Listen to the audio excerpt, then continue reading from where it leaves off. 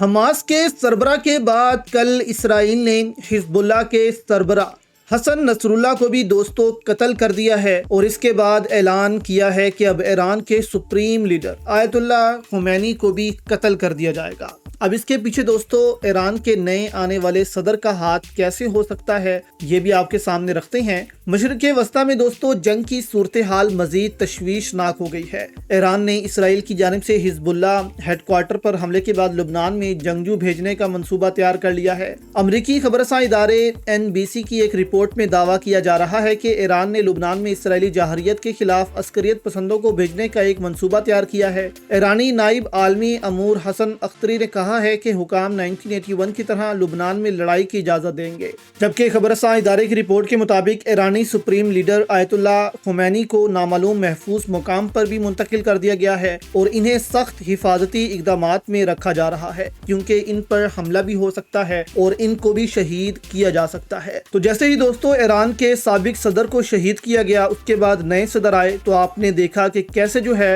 वो अब हिजबुल्लाह पर हमले हो रहे हैं, हमास के लीडरान पर हमले हो रहे हैं। तो यहाँ पर आप ये वीडियो देखें कि एक इंटरव्यू के दौरान हिजबुल्लाह के ही एक रहनुमा है, उन्होंने कहा कि हसन नसरुल्लाह के कत्ल से 2 दिन पहले उन्होंने ये बयान दिया कि ईरान ने तुम्हें बेच दिया है, अपनी वसीयत तैयार कर लो कि आगे तुम किसको जो है वो चुनोगे, क्या करोगे, अपनी वसीयत तैयार कर लो क्योंकि ईरान ने तुम्हें बेच दिया है। कसम खाता हूँ कि नसरुल्लाह का जो भी जानशीन होगा मारा जाएगा। ईरान ने सबकी मालूमात लीक कर दी हैं और दोस्तों ठीक 2 दिन बाद इस बयान के उनको शहीद कर दिया गया। तो इससे पता चलता है कि कहीं ये बयान ठीक तो नहीं था और ईरान खुद जो है वो ये खबरें लीक कर रहा है ताकि जो है सारे मामला जो हैं वो ख़त्म हो और ईरान जो है इनकी सपोर्ट भी ख़त्म कर दे, क्योंकि जो नए सदर आए हैं वो एक